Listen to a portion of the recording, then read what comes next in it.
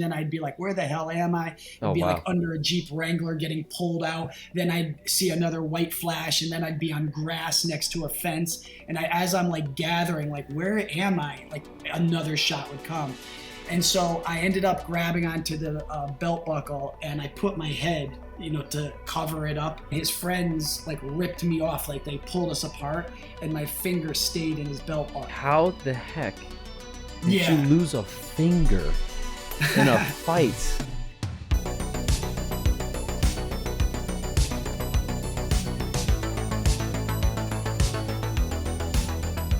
Welcome to the New Age Human Podcast, where we have deep conversations about life, question the norm, all with the intent to thrive and prepare for the new age. I'm your host, John Astasio, and in today's episode, we speak with Todd Murray. Todd is a current gym owner with 25 years plus in the fitness industry, from personal training to certifying trainers. Today, we discuss some of Todd's history of overcoming the odds and how he is rethinking his approach to the fitness industry. You're going to love this one.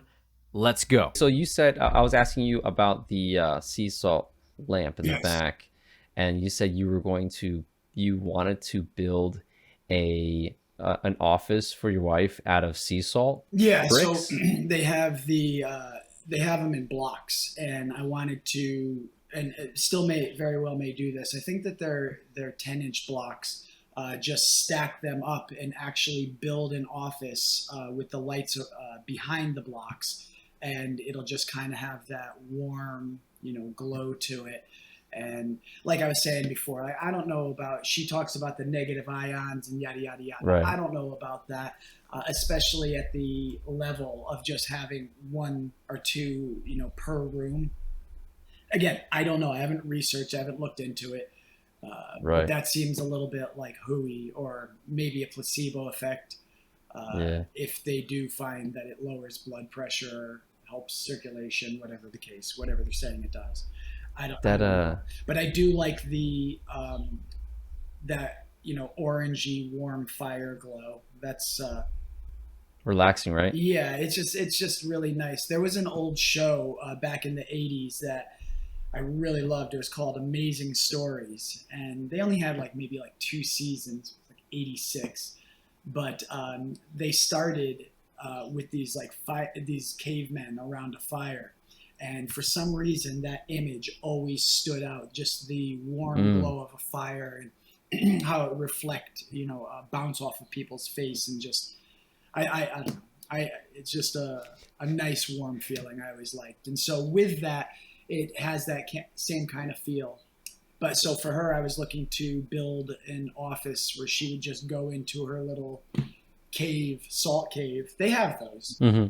And oh yeah, I definitely want to go to one of those.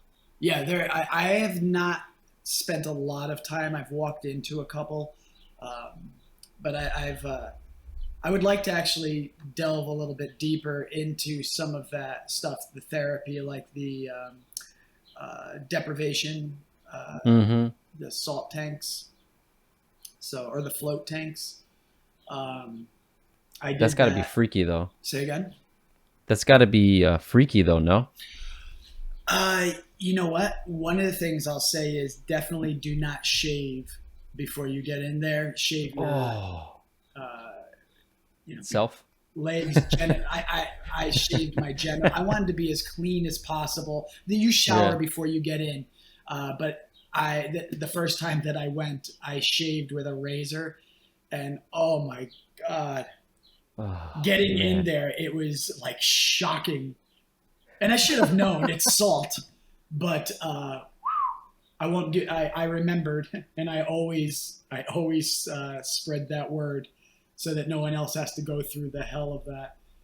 Wow. Wait, so you went into a deprivation tank with a shorn scrotum? Yeah.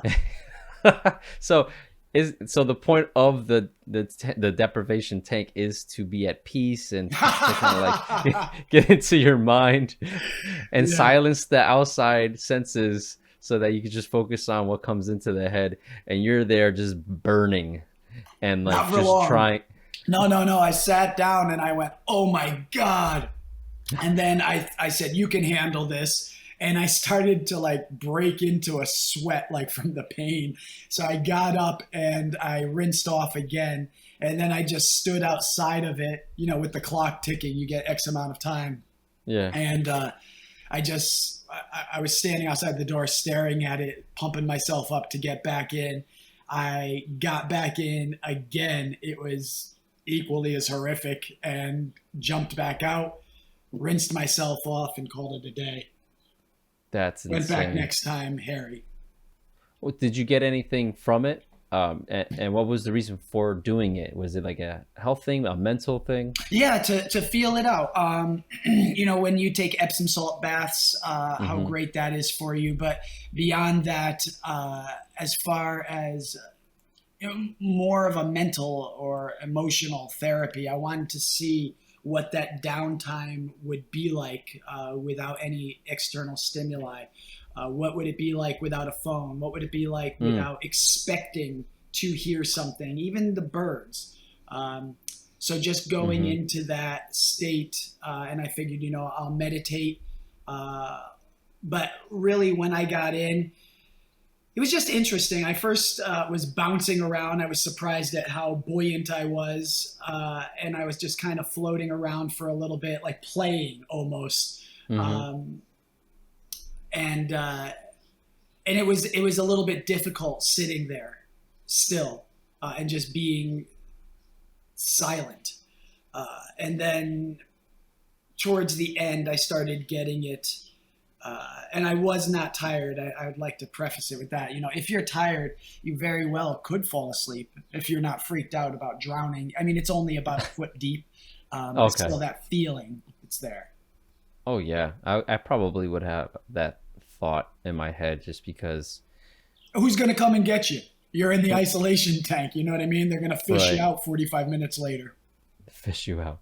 And there's no camera, right? So they can't monitor you. I hope not. Yeah, no, I mean, you're wearing pants. But yeah, I think that I think you're on your own. You're on your own. Yeah. Like a tanning booth type of thing where they walk away, and if it locks up on you, or people have watched those scary movies where people just get melted in the tanning booth, and it's like a fear for some. And I'm like, I tan naturally. I don't. I've seen too many scary movies, and then also that's more of like an unnatural way of doing it. I'm pretty sure that's not great for the skin. I'm sure you would know that too. Wow, that's cool. You make me want to go back into wanting to do that again, because I know, or I've heard that in these sleep deprivation tanks, and maybe your senses enhance and you start to hallucinate, whatever. I just finished watching Stranger Things, and she gets into this deprivation tank and she does some wild stuff, and it's just a repeating theme in sci-fi with these tanks where people are able to do extraordinary things. So it would be an interesting topic to research and maybe talk about in the future, as far as what people claim happens in there mentally, physically, and all that. It is interesting. I mean, if you think about it, your brain that's looking to make sense of all of this, the photons going into your eyes, the frequency into your ears, yada yada yada, the smell, olfactory stuff, all of that, it's sitting in darkness, it's in its own isolation tank. And so when you put the outside just as the inside is, it's going to have to make up something, and that's where things they get interesting. As time went on, I saw colors. I've seen a lot of very interesting things, but again, this is of my nature. I don't know where to go from that. I was going to head down that route where, with hallucinogens and being able to see things and so on. I think some people are more prone to that than others. Some call it craziness. I don't think it's an issue of craziness. It's when I was in there, I didn't notice anything at first, but you know what it felt like as far as seeing things? I wasn't seeing flying dragons or anything along those lines. Just more like, if you rub your eyes too hard and you see the sparkles. So I would see things like that out of the corner of my eye.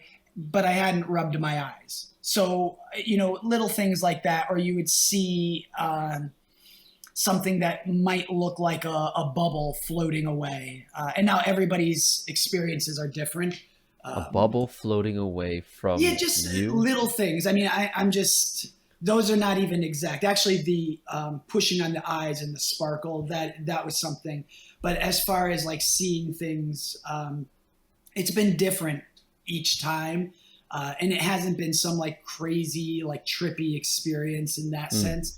But I mean, if you get up in the middle of the night when the house is silent, go into a closet, just sit there in the darkness, you know, be still. And you'll start to, and just listen to your breath. Or, you know, back in the day when you were a kid, they used to do these like scary things where you would go into a bathroom and call to a witch or a ghost or something, Right, and it yeah. would reflect. But things are freaky when you're there by yourself. You're not Absolutely. accustomed to it. It's foreign. And so your body, your brain looks to adapt. Huh. Okay. Yeah. That's a I'm Makes sense out of nonsense. yeah, it makes sense out of something, right? You know, it's that your mind definitely playing tricks on you, and there are stories of people seeing things, and then it gets real freaky when more than one person sees the same thing. That's when it starts to get very interesting. That's interesting. Because then it's like, Are you talking about with the isolation chambers, or are you talking about with hallucinogens? I would say both. I would say in general, you know how we're always battling to figure out the truth of the matter of things. Is it something that someone made up because of their belief system and then manifesting in front of them? Or is it something that they actually witnessed because it's repeatable with other people? And then it's one of those, all right, now do they share the same belief structure? Do they know each other? And you have to get down to it. But it's interesting when at the end of the day, these people are on the, I'm just in general, these people are on opposite sides of the earth, have different background, have no idea about each other, and happened at different times. But, you know, there's a repeat, and then there's groups of people saying, "Oh, I saw this. Yeah, you know, wait till you see the elf." You know what? I wonder I'm talking that about same thing. hallucinogens. You know, when people die, and they're brought back, and they say they saw the white light and they saw their great aunt and so on. Right. I do. I wonder if that's what they saw or if that's what they wanted to see. I Right. wonder. You know, I don't know that person. You know, I haven't screened them or qualified to see if their word is valid or if they're a bullshitter. Yeah. So yeah, that's a pretty tough thing. Mm-hmm. The mother ayahuasca, or what's his name, talks about the elves. Yeah. I heard about that. Yeah. I think McKenna, you Terrence told me McKenna. about that when we spoke the other day. Yeah, Or so, yeah. for the sake of the people listening, I want to go into your background because I want everybody to appreciate your experience in the health and fitness world and where you come from. You want to share a little bit of maybe what got you into fitness and a little bit about your path. I know that a lot has gone on. You can kind of summarize it if you want, just kind of give the highlights of where you started and why. Oh my goodness. So it's been professionally, it's been over 25 years now. I started by working out to be able to beat up my older brother or defend myself. So I trained like a madman, and then my expectation was at some point to be able to get onto the football team and the whole 9 yards, and you know, build up from there. And people started to acknowledge my hard work. And I'm talking about young. I was maybe 14. I had to get permission to get into the gym. Wow. But they also had a gym at the high school. Unfortunately, my mother wouldn't let me sign up. My brother broke his collarbone playing football. So she said, "You're never playing football." So No foosball. yeah, only foosball with a helmet. And so what ended up happening was I would go into the gym and I would train. I didn't need her signature to train with the football team. And so I would train with the football team. I would stay after. I would talk to the coaches, and I started getting the programs. And I would just, that was my thing. I would just go in and go hard. And then, of course, when you get into your late teens or mid to late teens, partially girls, you want to have like big arms and the big chest and the whole 9 yards. So with that, the tough guy and the look and, and I enjoyed it too. I like that. I'm a high energy guy. I like that push. But people started coming up to me in the gym and saying, how are you doing that? Yada, yada, yada. I'd go and research it. I was buying the magazines, Muscle and Fitness and Flex. I'm talking in like 91, 92. And I started to train people. I moved out to Boston, worked out there for a while. Things didn't work out. Ended up moving back. I had a lot of injuries, from roughhousing, fighting, sports, and I had a lot of therapists kind of drop the ball. I've had a lot of doctors drop the ball, including putting my ring finger on my right side on. With the fingernail backwards. Wait. So as opposed to being here, it was down there. I got jumped one night and it was pretty bad. My finger came off. I carried it back into the cab with me. Both my hands were broken. I have plates in here. My jaw was broken. My femur. It was. Do you remember the Wizard of Oz? Yeah. How the monkeys did the scarecrow? Like they were just around it, tearing it apart. That's what you felt like? It's kind of like that. Wait, how guys going after the same soccer ball. Guys going, as far as kicking it around? Yeah. I was just getting punted. I thought it was between, it's a long story, and it's getting off track, but sure. I thought it was between this one guy and I, and he was much bigger. He was a very big guy. He's an intimidating guy, but it wasn't him. It was him and all of his buddies. And I got the shit beat out of me. I got knocked out immediately from the side. And when I woke up, I was just getting kicked. And so I ended up grabbing onto his belt buckle to hide. This is not one of my finer points. I ended up grabbing onto his belt to cover my face, because I would see like a foot and then like a white flash, and then I'd be like, where the hell am I? I'd be like under a Jeep Wrangler getting pulled out. Then I'd see another white flash, and then I'd be on grass next to a fence. And as I'm like gathering, like, where am I? Like another shot would come. And so I ended up grabbing onto the belt buckle, and I put my head, to cover it up.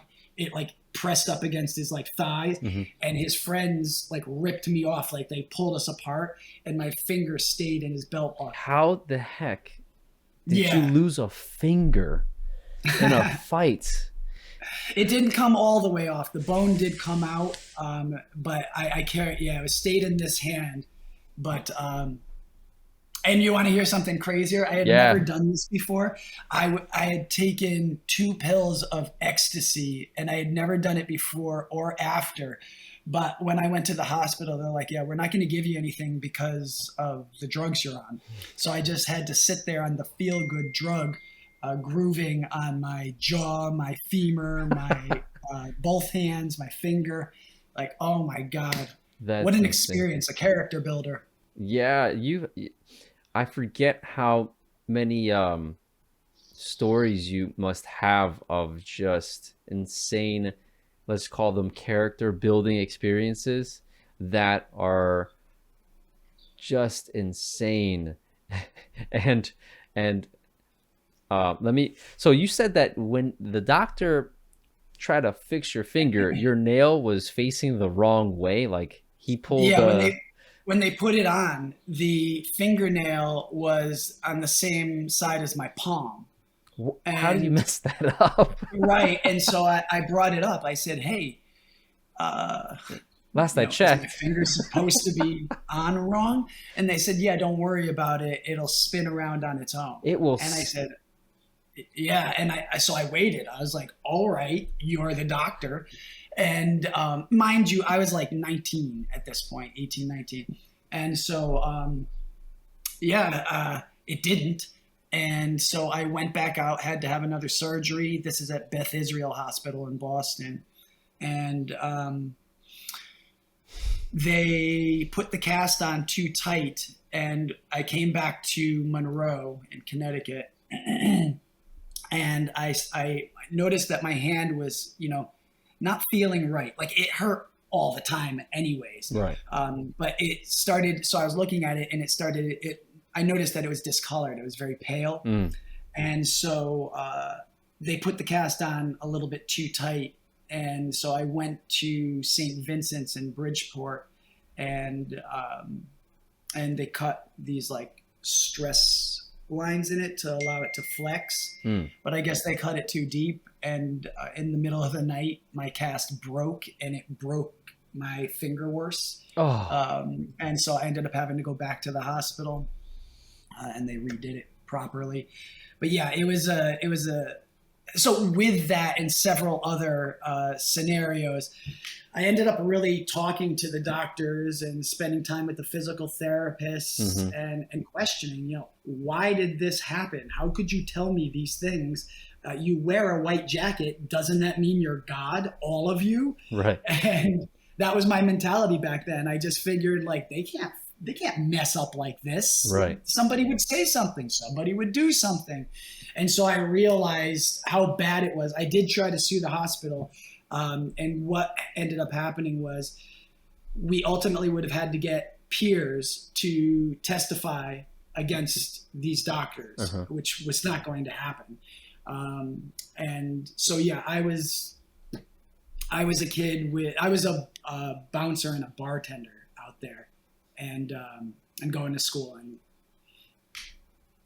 yeah, I didn't have a lot of pull. I didn't have a lot of connections. And so they were like, essentially, go screw. This isn't going anywhere. And so I just ate it. And then I found out actually that they took a joint out of my finger and never told me. I found out when I was going to physical therapy. She continued to tell me, she's like, yeah, no, everything's going to be great. Everything's going to be great. You'll be able to bend it. And then after a couple of weeks, she just kind of like phoned it in and like gave up. And I was like, what's going on? And I started to look into it, and just, little things like, I don't know if you can see on the line, but one finger is much longer than the other. Okay. It doesn't look like it's that big of a difference on there, but it's like maybe about a half an inch. And I didn't know that. And also, I have the plate in here. Right. So it doesn't move like the other. That's and freaky. It doesn't straighten out. And we spent a lot of time. I was, drilling this, saying, I can get this finger straight.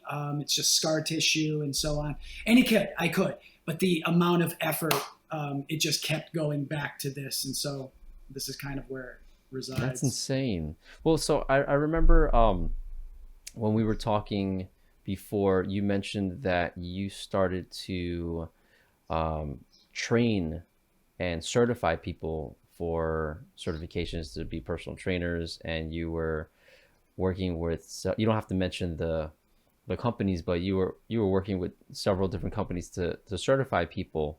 And we had an interesting conversation around that, because you saw things that you didn't like about the fitness industry that you wanted to change. And I don't want to get into it too deep, because I know that you lived it. So do you know what I'm talking about? As far as curriculum? Yes, the curriculum. You know how if you want to become a personal trainer, yes, you have to go through a curriculum, and then you take the quiz, and then now you're certified.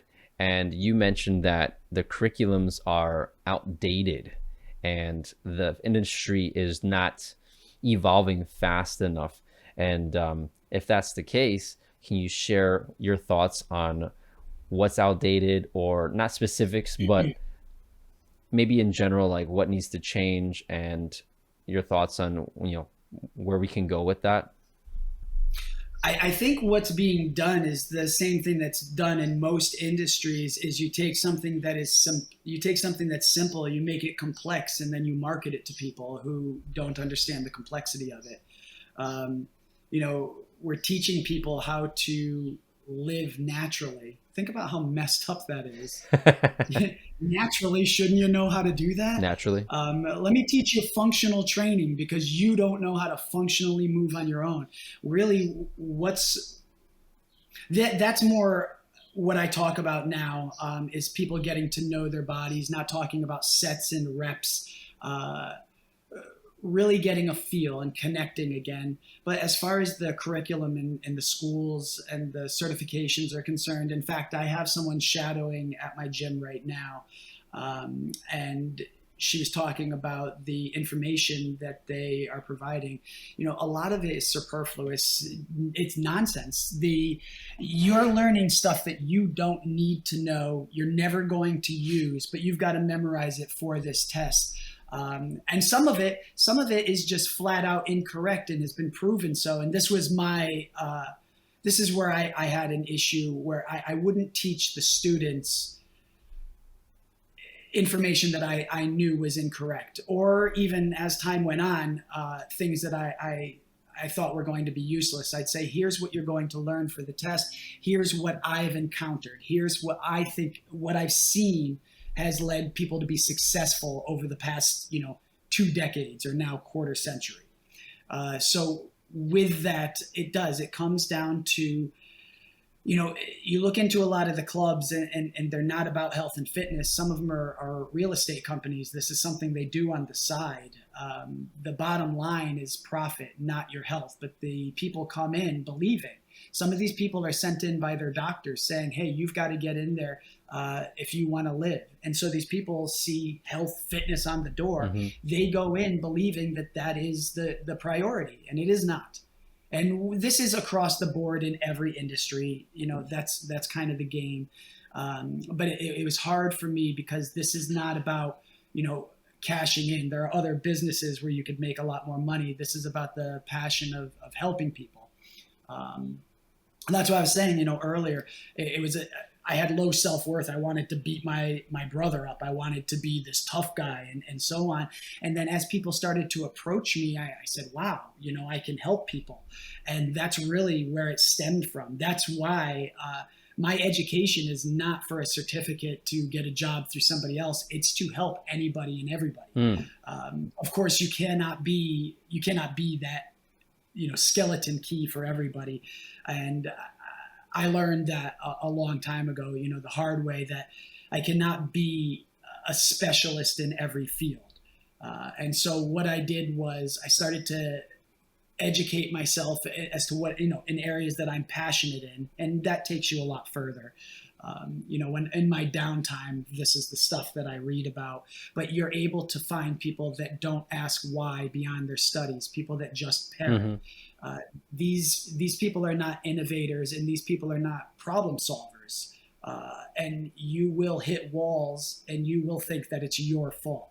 You'll think that it's your diet that failed. You'll think that it's the wrong style of push-up, or you'll think that, whatever the case is. And a lot of people are discouraged, and that's great because you leave, you feel like it's you, and then you come back. You have gyms like Planet Fitness. They don't expect their members to come in. I don't know if they still offer pizza and bagels or whatever, right?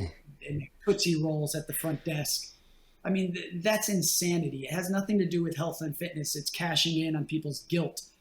People want to say, hey, I've got a gym membership, and if it's $10 to $20 a month, it doesn't kill me to have that. It's kind of like, paying a guilt, what is it, like a get out of jail free pass. Like you get a pass. Hey, I've got a gym membership. I didn't throw in the towel. I could go tomorrow if I want. It's just this came up today. And so, but if you're paying $300, $400 a month, you're like, man, I'm not going to this place. I could run outside. I could play with my kids like I'm supposed to, get exercise that way. And then they cancel the membership and you get nothing. So rather than having 100 people spending $400 a month and, 50 of them canceling and having to renew and keep that revolving door going, get 3,000 people paying $10 a month, Mm-hmm. and if 20 to even if 100, 200 of them fall off, who cares? You got 3,000, and there's 3,000 more waiting to come in because it's only 10, $20 a month. Mm-hmm. It's a good business model, but I didn't, that's not what I'm in this for. Got it. Yeah. And it's clear, and that's why we connected, because I feel the same way as far as like the industry. A lot of things just come down to money, and yes, we need that to participate in society and to have, living and just the things to just move on. But at the end of the day, if you're passionate about something, it's going to be frustrating when, like you said, you keep running into walls and people that are parroting and repeating what has been proved wrong. And I was actually curious, and for those of the audience that don't know, Todd owns a gym, and he runs the gym, and he's a trainer, and he's working to pretty much do it differently, right? Just based off of what he's saying too. And my question to you is, when you were you mentioned parroting, right? People just repeating things, and in these courses, there's things that are just proven wrong. Is there anything that you can kind of highlight that is just outdated, that most people think that that's like the way to go? That I could go on forever with that. It's more along the lines of, instead of adding more, maybe we should look at what we're already doing that needs to be corrected.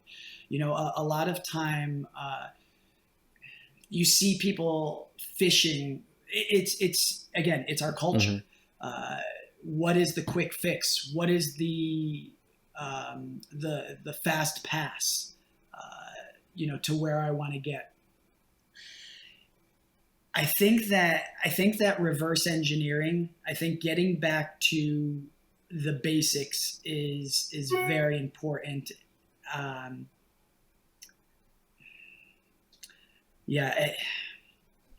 trying to answer. I want to answer your question, clearly, but I would go into a rant about all of the different things. Really, if you look at all of the things that we do in our day to day, that is not natural. We're too sedentary. We sit in chairs. We wear shoes that are bad for our feet, belts that are bad for our backs. The chairs, the car seats, the computers, our phones. All of this is designed to put you into a position as to where you need help. You're not able to help yourself, and therefore you're going to reach out, and therefore you are controllable, manageable. That's starting to get into a whole nother with population management. Yeah. Well, I like the direction you're going, because we realize that when we start to get into an industry that we're passionate about, we start to run into walls, and we start to see that it can go so much further, but something like money and dependency on the product starts to hinder that, right? And you're saying, yeah, the shoes, the chair, our lifestyle is slowly deteriorating us, because it wasn't designed for you to get into better health. It was designed for you to be productive, right? And to buy stuff for the most part. I mean, right? I think it's exploiting our nature. I don't think it really has anything to do with productivity. I mean, look at people nowadays. I think this was a study done in the 40s that people could work something to the tune of 2 days a week. Don't quote me on this, but it was something like a huge cut. They could work 2 days a week for 4 hours a day, and we would be able to maintain the lifestyle that we have. And now here we are. I mean, think about it when you were a kid. If you had an iPhone or the stuff that we have available, you could get all of your work done. You could have it all done for you. You wouldn't even have to, you could check on it if you wanted. And so, but now you find yourself owned. You're out and about, you're checking emails, you're getting text messages. When we got back from the hospital with that ordeal, we ended up having an interview 20 minutes after we got back from this huge, like they were on top of us, they knew.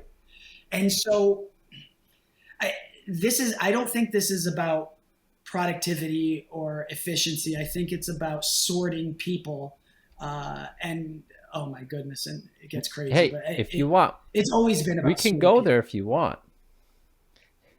Well, I led off of the exercise thing, and I mean, we could talk about that most certainly. But yeah, as far as if you wanted to wrap up the exercise, what I think we need to do is we need to reverse engineer. I think instead of adding fancy diets, I think we need to look at and research what is it that we're putting into our body that is poisoning us, what is unhealthy, and what can we do. Oh my goodness, that's incredibly inconvenient. All right, well, I've been snared through comfort. I've been caught up in the net of comfort. And you know this, anytime that you change your life or something changes your life, after a short time, it just becomes normal.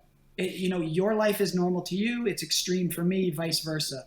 And so step by step, as opposed to getting reps and sets and I'm on this new fancy diet, look for something that's sustainable. Of course, you've got to always evolve. You're going to change and so on.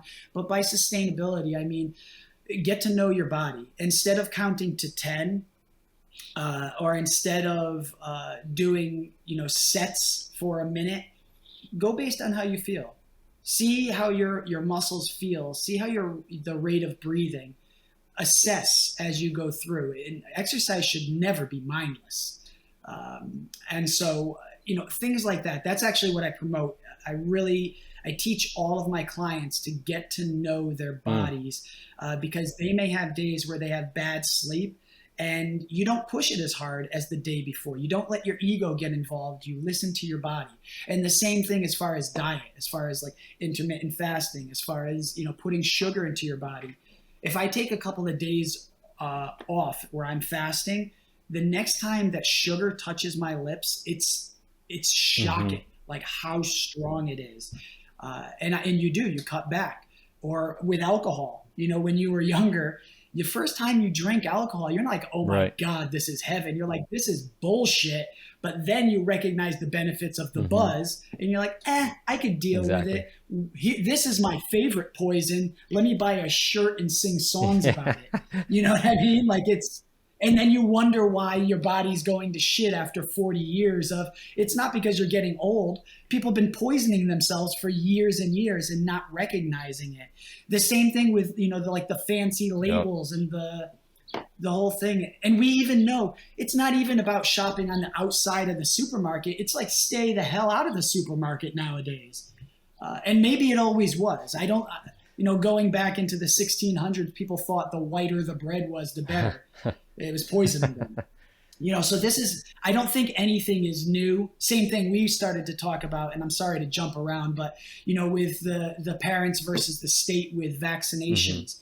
And you go back 400 years here in New Haven, 400 years ago, you had the parents versus the state with Cotton Mather. Reverend Mather was pushing for inoculation. And the parents were saying, look, we're not doing it. And so there was a clash, literally 400 years last August to the day. So these things happen in cycles. Yeah. Oh, by the way, if I seem redundant or if I am hopping around, I was up. I have about a half an hour of sleep. I mean, I'm not giving myself a pass, but I literally have a half an hour of sleep in me. I was up with we're babysitting or puppy sitting a dog who has panic attacks when the neighbors light off fireworks. And so when he has panic attacks, he wakes up our baby. We have a month-old baby. And man, just the back and forth. And then right, about an hour and a half before I have to leave for my first clients and open up the gym, I'm pissed off because I'm not going to get any sleep. So I'm not even going to get that hour and a half, even if it does quiet down. It's kind of you're good. You have an abundance of knowledge right now, and I'm just having a blast, and I hope everybody listening is having a blast too. What was that movie where it's is it Limitless, where he took a pill and he kept on waking up with like missed time? I had a supplement like that. They're nootropics. It was called Vitamin. You Vitamind. Yeah, get into It that. was What's yeah. vitamin or and what's the benefits for brain stuff? It's oh my. Nootropics. I actually have a friend who has a company. It's called Pure Life, and the product is Euphoria X or Gabatrol. You could give that a look if you want. It's similar to the pill Limitless. You can exercise longer, you heal faster, you sleep better, you're relaxed. Like when you drink alcohol, it's a synthetic form of GABA, and you get that like before you get shit faced. You know how you are kind of like chill, you're relaxed, you're nice, on point, that type of a thing. This gets you there without having the negative effects of alcohol. Uh, Not only it being unhealthy for you, but the bad breath, the slurring, sloppiness, stumbling, and all of that. Quite the contrary, you are on point with this stuff. Wait, so it gives you Um, a that being, buzz? Like it basically gives you the alcohol uh, buzz, or is it more of like a focus? if you take a lot of it, if you both, if you take a lot of it, there is kind of a, I don't want to say a buzz to it, but there's a noticeable feeling. It's it is. I would say it depends on how people are, with alcohol, but you are definitely more chatty. Um, you're just an amplified version of yourself. Interesting. Because I know that with alcohol, it tends to lower your judgment, and I'm wondering like because there's different reasons why people would drink to get the buzz so that you're relaxed, you're not overthinking stuff. And I know with nootropics, or not no, I wonder with nootropics if it slows down the overthinking part. Well, the anxiety, your response to the anxiety, as opposed to the impending doom, it's more like I'm ready for it. I can handle it. You've got a better Uh, attitude.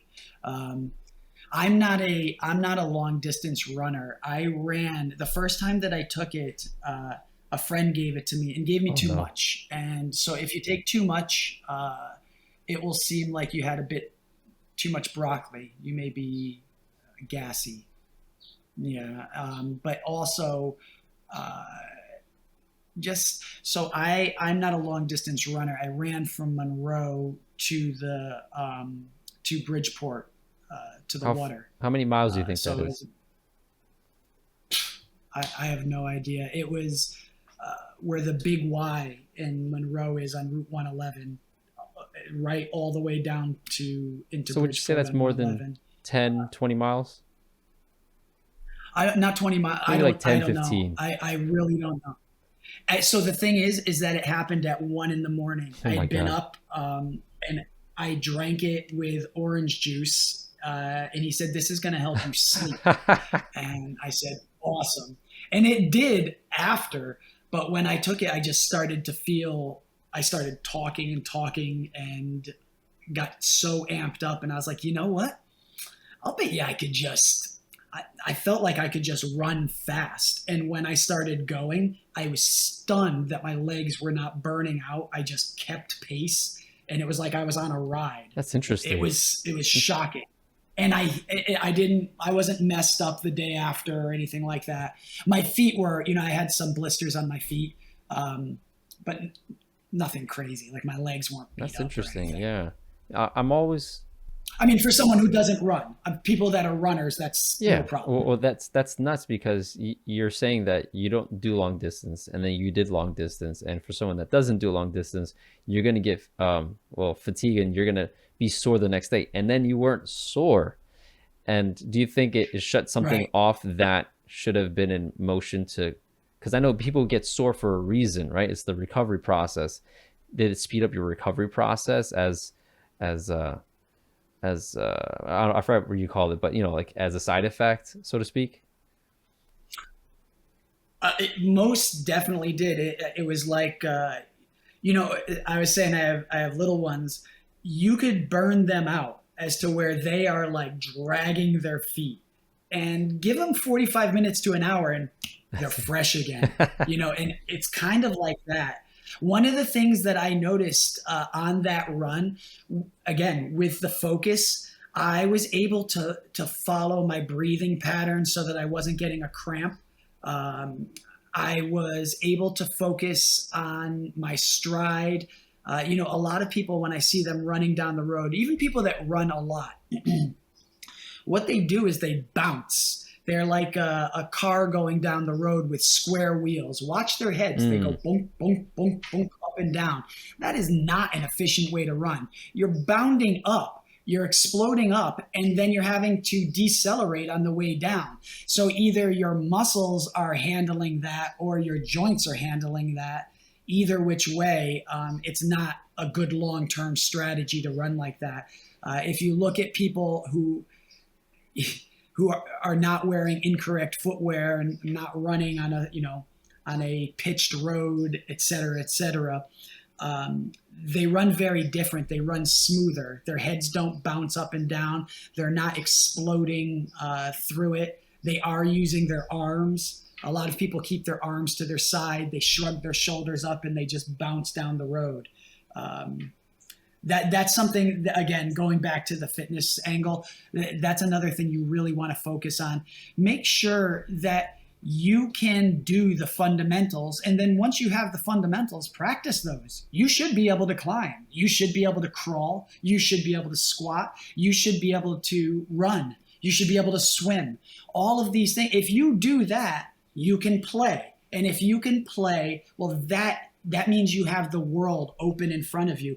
Every athlete that you've ever admired, whether it be Michael Jordan or whoever the case is, whatever a famous gymnast, whoever they are, they all started as children. That's the foundation. They started by playing, by enjoying it. So if you can move without pain, you can enjoy yourself. And if you can enjoy yourself, you'll continue to do it. And so that's kind of the focus. Make sure that your joints are healthy. Make sure you have mobility, coordination, balance. All of that can be fun. If you incorporate that in your day-to-day, a couple of minutes here, a couple of minutes there, you don't have to go to that horrible gym 45 minutes, 3 days a week. You don't have to go see those super fit people. You can just incorporate it into your life. That's another thing that I like to teach our clients. I don't want them to be gym rats. I don't want these people hanging on me. I want them to understand how their bodies operate, teach them the fundamentals, show them what they're doing on a day-to-day basis that's not beneficial, help them correct it, give them support. And then once they're strong, once they're healthy, go off, get out of the nest, enjoy yourself, enjoy your life. You injure something while you're playing, come on back. I can help you with that, no problem. But otherwise, get the hell away from me. I don't want to see you anymore except for you're calling to tell me about your great times, your great life, or that you're now teaching other people from what I've taught you. Like that's really where it goes with me. I do not want people hanging on me on programs. I don't want people, this sounds horrible to a lot of people, but when you start talking about price and cost, it's not because I'm a billionaire. It's you've got the wrong mindset. If you're weighing it out, if you're price shopping, this is your life. You either figure it out, pay attention. It costs you something anyways, and do your own research, trial and error. It's going to cost you, time, or you come to somebody who, if you find somebody, ask them a lot of questions. Make sure they're passionate. Make sure that they care about you. Make sure they're not just running you through a program while they're looking for a better job. These things matter. And if they matter, you should pay, it's your life, your health. You've got nothing without your health. So if your car payment is higher than your trainer, if you're paying $2,000 a month on your car, but you're saying, $200 is a lot a month for a trainer, you've got it backwards. Same thing with a big TV, or same thing with, your food habits, whatever. If you're always going out to eat. Now, I understand some people travel and there's lifestyle. Right. But again, these are choices. You have to take responsibility for your choices and understand if you don't, they're coming for you. That everything that you neglect is coming back around for you. It's like find health or sickness finds you. same thing.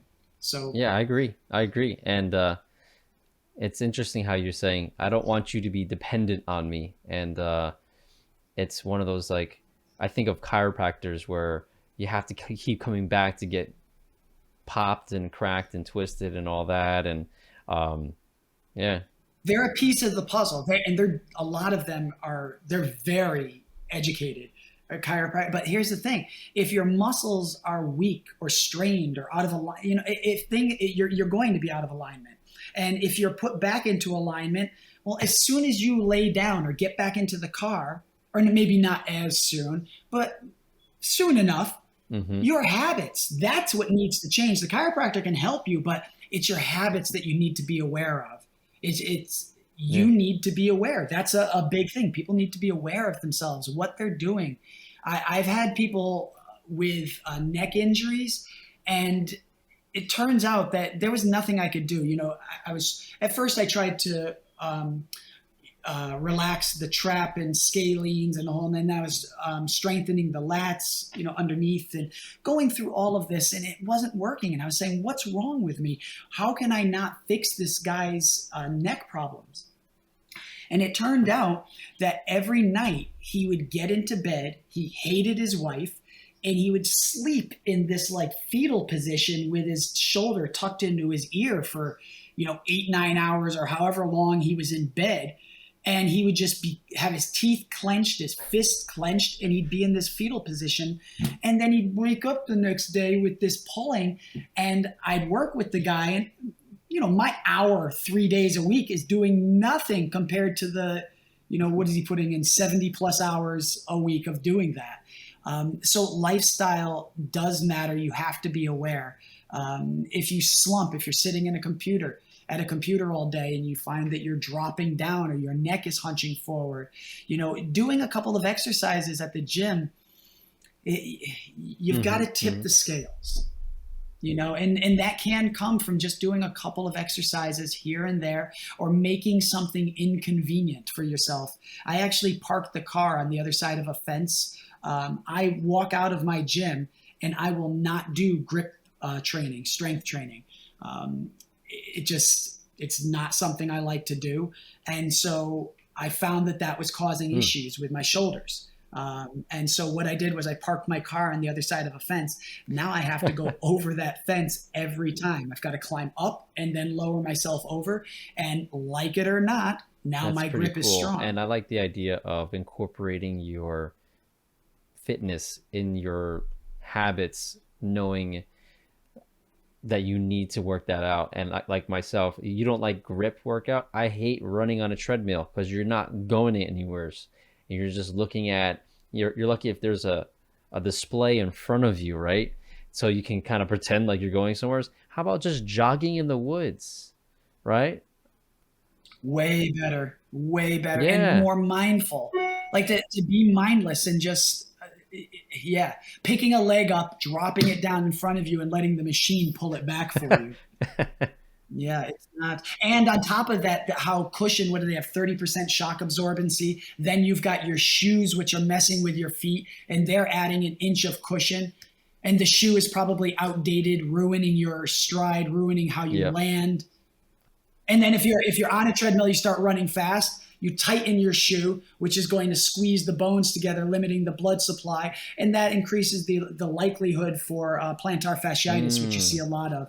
I spent years rolling people out and stretching them in the whole 9 yards, thinking that was going to help them. And for some, I guess, temporary relief, but really what it Mm-hmm. was their footwear. And again, that goes back to being aware. What are you doing day in and day out? Okay. Yeah. Yeah. I mean, there's footwear, barefoot shoes. You have a pair, or you believe in that movement? Yes, 100%. Years ago, I was sitting down. You know how Mm-hmm. bathrooms echo? And I heard the snap, crackle, pop, the crepitus in my knees. And so I said, I get the best shoes. Like all my shoes, my sneakers were top Sure. of the line, whatever, and high tech. They had the best arch support. They had the best heel support. They had the best cushion ride. They had the best, Mm-hmm. blah blah blah blah. And I didn't even think about it because I was sold on the idea. You look around, you see our athletes, they're wearing the strongest people in the world. They're wearing this bullshit. Well, the reason is because they have endorsements. Yep. They're getting paid to promote these things. I'm paying to wear this crutch. And that's exactly what it is. I always talk about shoes. I don't know if you can see on here, but they take your big toe, a lot of shoes, and they point it. They bring your foot into a point. That is going to elongate the arch. It's going to drop this down.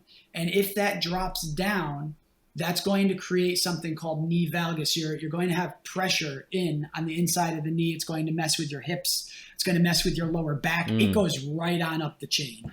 In fact, quickly to step outside of this, my father stepped on a nail that went through his shoe. This is in 1981, but he was limping around for months. He had it casted in the whole 9 yards, but because of his limping and because of the injury on his foot, he ended up actually hurting his shoulder and couldn't throw the baseball for a while. Ended up injuring his shoulder.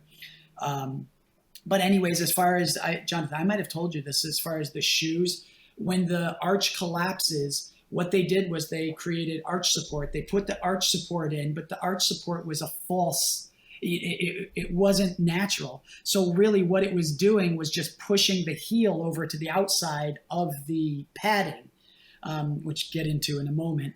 But so what they did was then they created like a hard plastic heel or heel support.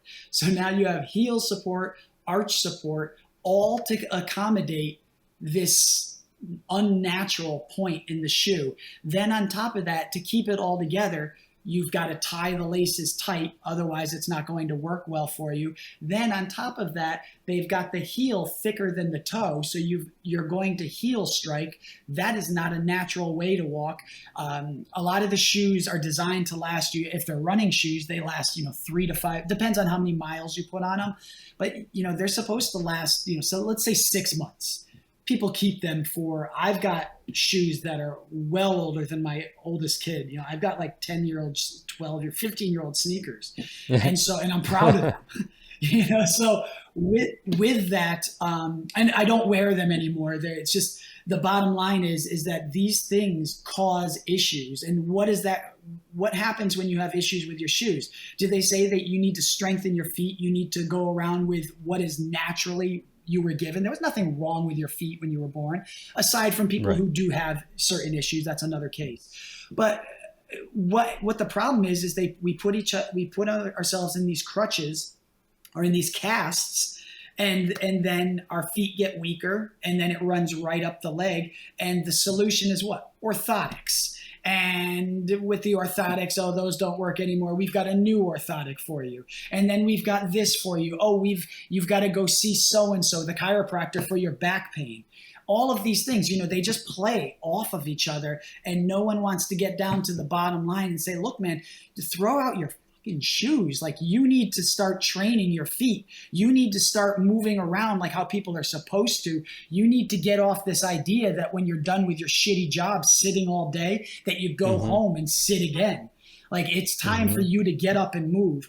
There's an old Chinese proverb, walk like a bird, sleep like a dog. Like, that's how it goes. That's how kids operate. They've got it right. The adults in this culture have got it wrong. This nonsense of I need to relax, that's more a stress relief. That's a coping strategy. Let me eat. Let me get more sugar into myself. Let me deal with this way, rather than doing what is marketed to me as hard, and also initially shows as fruitless because we don't understand what's really going on. If you have weak feet, if you have bad footwear. Let's say you're wearing high heels into the office all day, your feet ache, and then you're going to a trainer for lower back problems, or you're going to a chiropractor for your back problems. What can they do for you if they don't diagnose, if they're not able to figure out this is where the problem stems from? And then if you tell the person, it doesn't end there. They don't say, oh my God, I'm throwing out my $1,200 shoes because you brought this up. They say that's one asshole, or they don't call you an asshole, but they say that's one opinion. And by the way, I've got $12,000 worth of opinion in my closet that says I'm going to keep that rolling.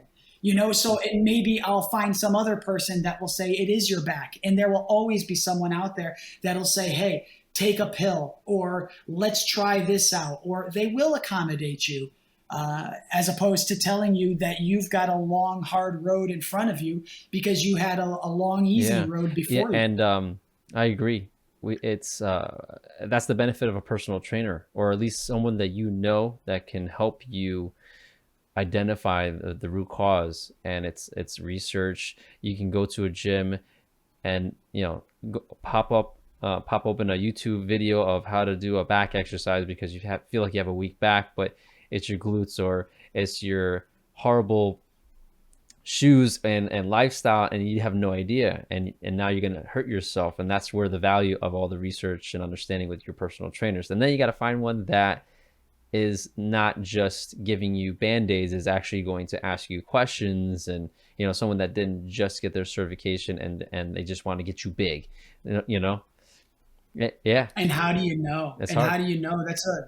I always used to say my grandmother didn't know the difference between, say, like LeBron and the top high school basketball player. She'd say they both like to bounce a ball and play a silly game. And they both look like Right. they're better at it than me. Like there's no frame of reference. And the same thing when you walk in and you see someone that looks fit, or even someone that doesn't look fit, and they're wearing the shirt. It's that same mentality.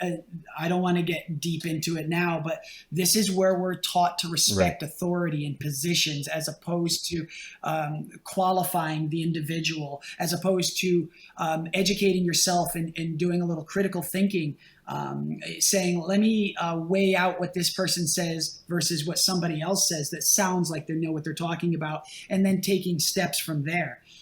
You just say, you know what? I hope somebody else did their homework, because you wouldn't be in this position otherwise. And let me dive in and you do the thinking for me, because I've got a TV show to watch tonight. Or I'm stressed out about my job. By the way, my job is bullshit. It's not fulfilling, but I'm going to get fired or reprimanded if I don't do it.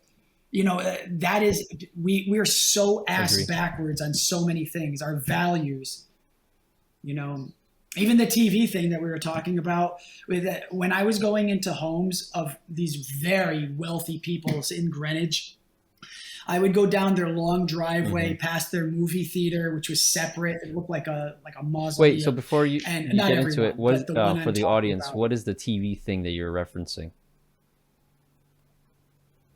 So so I would go to these people's houses, and when I would go into these wealthy homes, I would see art. You walk into the foyer, I would see artwork. I would see all these topics for discussion. I never saw a TV. But when I would go into family and friends that were struggling, when I would walk into their shit box, I would see the biggest TV imaginable. They'd be so proud of it, the sound system, how gigantic. That was their window to a better life. It was their escape from their shit box that they walked into every day and had to leave every morning to go get yelled at, or not try to not get yelled at, and pretend that they were doing something that they were not passionate about. They couldn't give a shit less. They were just going through. If they went towards something they'd be passionate about, they wouldn't have to watch a TV with other people that are passionate about things they're doing. They wouldn't use that to escape. And so I saw that as a big difference. Like, these people were spending all this time lost in the TV, mindlessly eating shit, talking about change, and then just getting wrapped up in the addiction and the ritual of it. And it was just so easy to get in, and you get excited, the bright stimulating colors, the TV people that and you never argue with. They're never mean to you. They're only mean to each other. These types of things, it's like you're safe. You're this voyeur. And so with that, I get it. We're exploiting human nature. But I saw that people were really struggling, and that was their out. And it was also their sell. They were spending 20, 30, 40 hours in front of the TV instead of educating themselves and getting the hell out of that shitbox. I'm not talking about stupid people. A lot of these people were bright folks, but they were just caught up in that pain. And so what my wife and I decided, we were together 15 years before we had kids. And I used to come home because I was raised like this. You come home after a long, hard day and the TV's there, boop, you kick it on and you just, you check out. And so what I ended up doing, and I saw the contrast between people who had, you know, driveways that were like roads. And I'm not saying that it's always, you know, causative. There's a correlation there, most certainly. But there are most certainly people that don't have TVs and hate their lives too. But I saw there was a big difference. So what my wife and I did was we got rid of our TV so that it wouldn't be convenient and easy to just kick it on. If we wanted to watch something, there had to be purpose behind it, and there had to be a little bit of work. It had to be worth it. So we got a projector, and every time that we want to watch something, it takes me about 10 minutes to set it up. So sometimes I'm like, screw it. I don't care about the show that much, or I don't care about the documentary enough to set this up. I end up just hanging out and talking to my girls or my wife, you know, as opposed to, and it's so much more of a high quality experience than going out together with the flickering, you know, the warm glow, the familiar glow of the screen. And I find that it's changing things. As opposed to 9 o'clock being, sometimes, you know, in the past I'd be like, I'm not going out for exercise. I just have the energy and I'll just do it. And I feel so much better for it. So yeah, same thing with the telephone, or I call it a telephone, the iPhone or whatever it is, smartphone. Get rid of that thing. I leave the house with it, and my wife's like, "Are you kidding me?" What? She feels like it's very irresponsible, but people 20 years ago, everyone left the house without their phone. You know, they weren't being irresponsible. You made it. You were able to handle it. I think people are too fearful now. I do leave the house without my phone. Like over the weekend, I didn't get back in touch with you right away because of that. It would distract me from my girls. I don't want to be a yeah guy while I'm flipping through my emails. When my daughters talk to me and when my son gets big enough to talk, I look them in the eyes. I listen to them. I focus. It matters, and they have to say something that is profound. It's not just because it's something that warrants my attention. You know, I'm not putting the pressure on them, telling my 3-year-old it better be profound, but just the sense that I'm giving you all of my attention, put all of you into what you're going to say. And I'm amazed and so proud of what has come of that. Like, they are shockingly deep girls, like people. I would love to go on an adventure, like a 2-3 week road trip with any one of them, and I guarantee you I would come out smarter, all the better. That's for it. Cool. Out of the two of us. Like, they're so wise and observant, and the way they weigh things out is just so impressive. And we see that if that's being done by 3 and 4-year-olds, we see how the indoctrination and how everything that's being done in the world around us is dampening and dumbing us down. Yeah. Again, that's where we're starting to get into with the compulsory education system. You know, the mandatory schooling. This is a sorting system. This is not about teaching those for us to have a better life. It's teaching the bewildered herd social skills, how to behave and how to operate so it's convenient for our overlords. That makes sense, by the way. I'm not bitter about it. I hate being on the shit end of that, and recognizing it and saying, oh my goodness, what do I do? But I guess knowing is half the battle. Where do you see the fitness industry going in the future, knowing that currently a lot of it is Band-Aid cures and not rehabilitating, not getting closer to yourself, like knowing your body? Do you have any advice for someone to kind of like weed out the people that are going to hurt them at the end of the day? I mean, I think that there's more, and again, a lot of trainers are really great people, to be honest. They are well-meaning.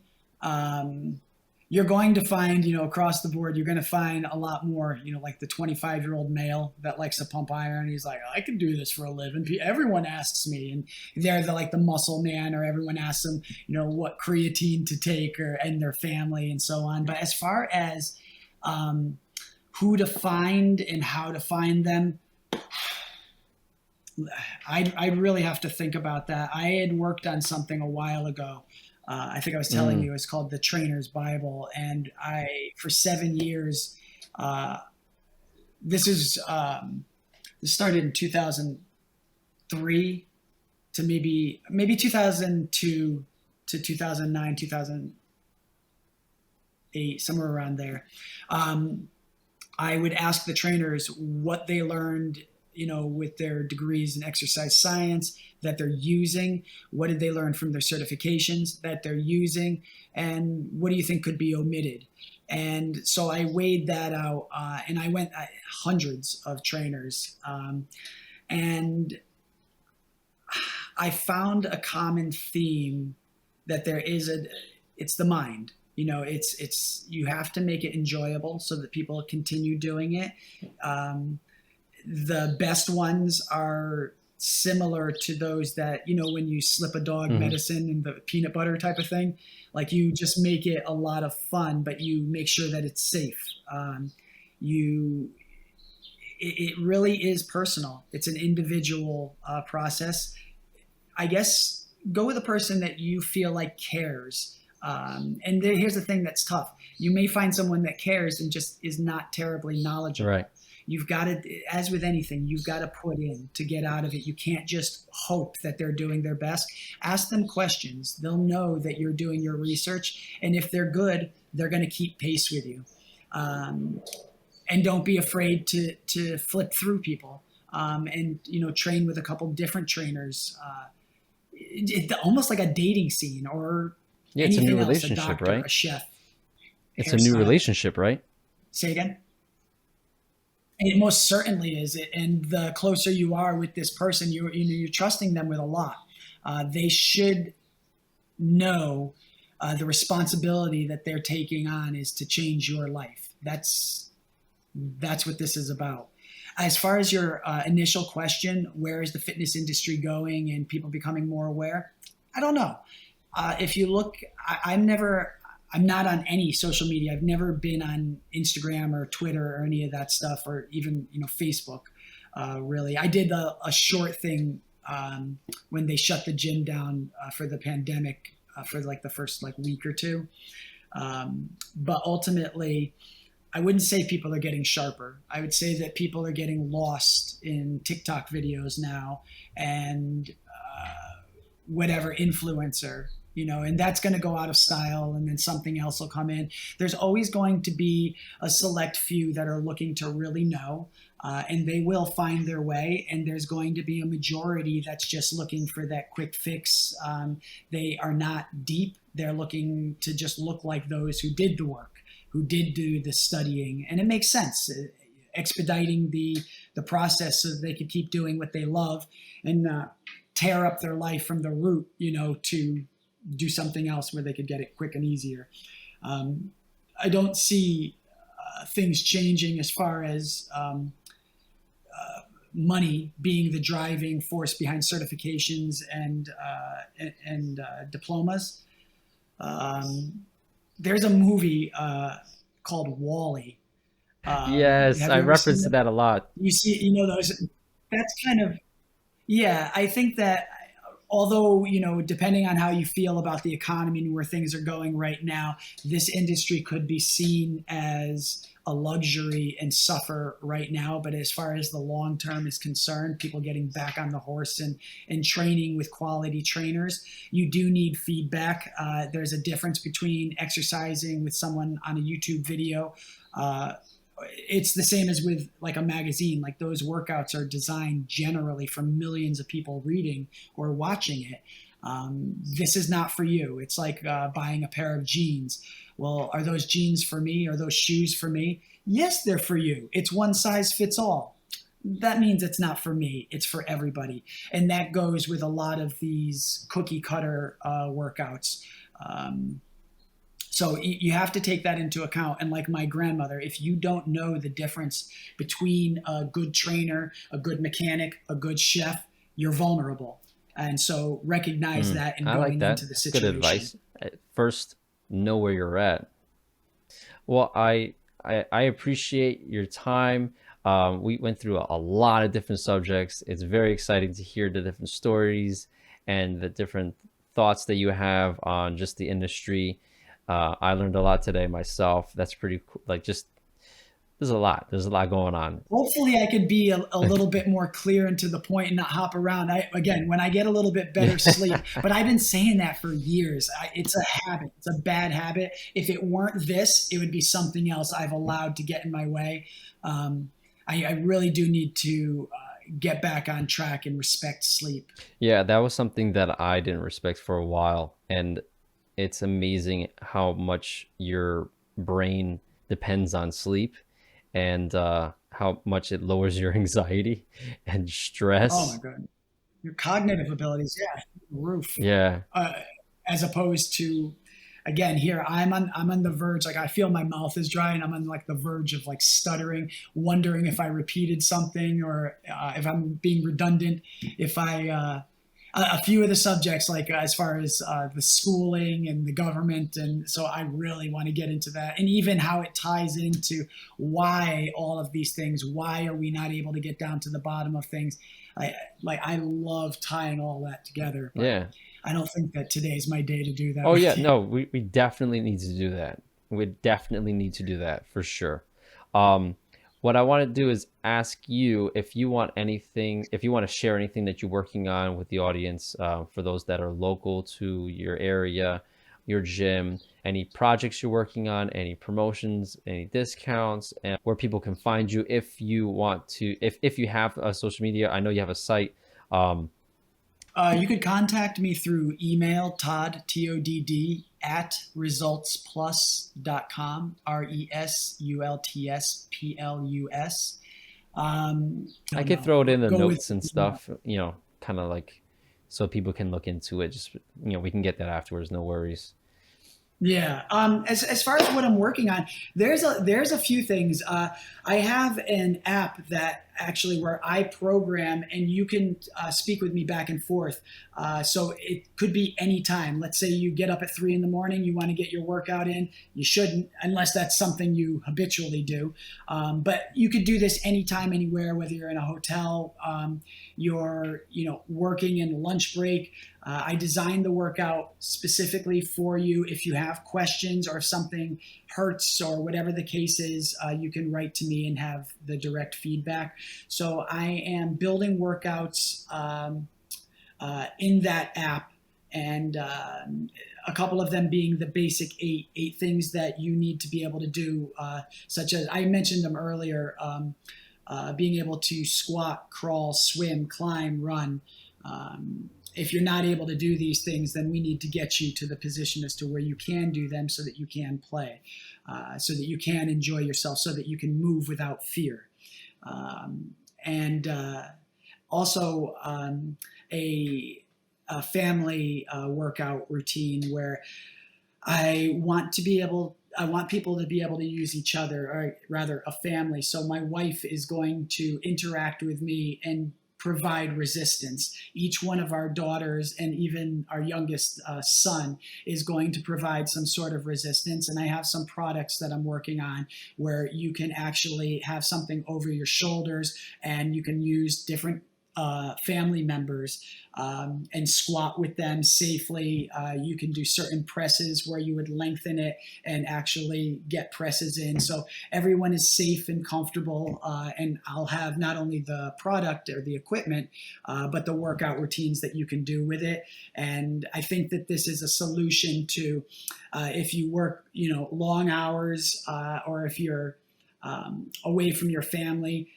This is something, and you need to work out. This is something where you can do it with your family. If it's just you and your wife or whatever the case is, you can use a significant other or a child or whatever it is. and it's a nice together thing. It's a bonding, it's a family building, and physically, obviously, it's great for you.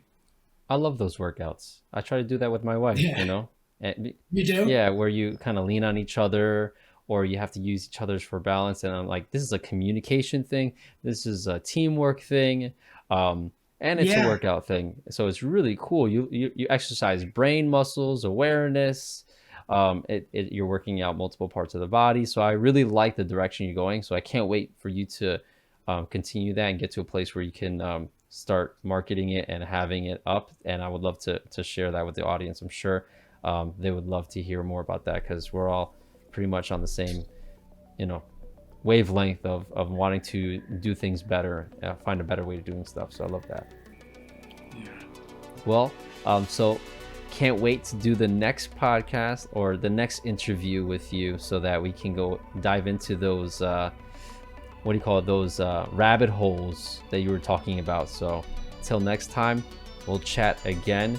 And thanks for your time, Todd. All right. Thank you much, sir. I'll talk to you soon.